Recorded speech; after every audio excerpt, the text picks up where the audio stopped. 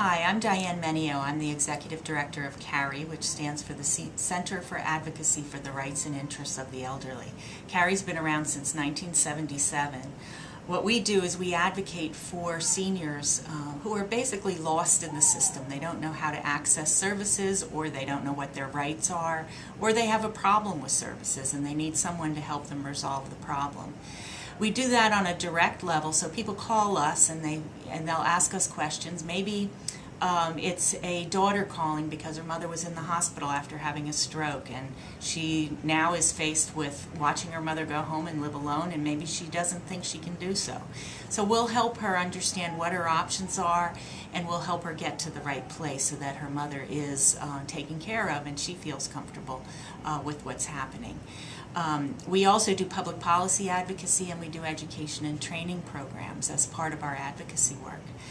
What we've done most recently, and we're very proud of, is we've developed a website called the Elders Advocate.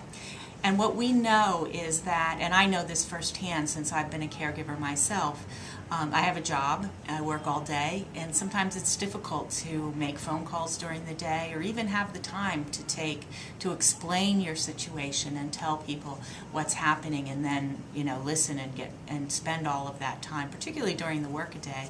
And what I find is for instance, when my mother was first diagnosed with her problem, I spent hours on the internet looking up how to deal with her issues. And so what we thought was that with this new program, the Elders Advocate, we could provide what we provide on our CARIE line, which is our call-in line, a service to help people understand what their options are and to help them understand how to make decisions through a website that they could access online. And of course, we're still there to help them one-on-one if they need that kind of assistance.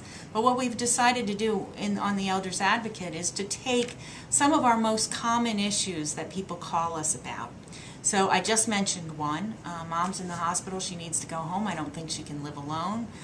Or she's coming back to my house, I work all day, how am I going to take care of her? Can she live alone? Maybe there's an issue of, I'm afraid mom's going to leave the stove on. I don't think she's able to take care of herself any longer. And so that's another issue we're helping people understand is, what do you do if you think that the older person is losing capacity? How can I manage that situation? And so we take people through a list of questions and we ask them to respond to those questions. And we've targeted these questions very carefully to mirror the kinds of things we might be asking people when they call us. After they're done answering those questions, and they can answer them or not, maybe they're tired and they don't want to answer all the questions, that's fine too.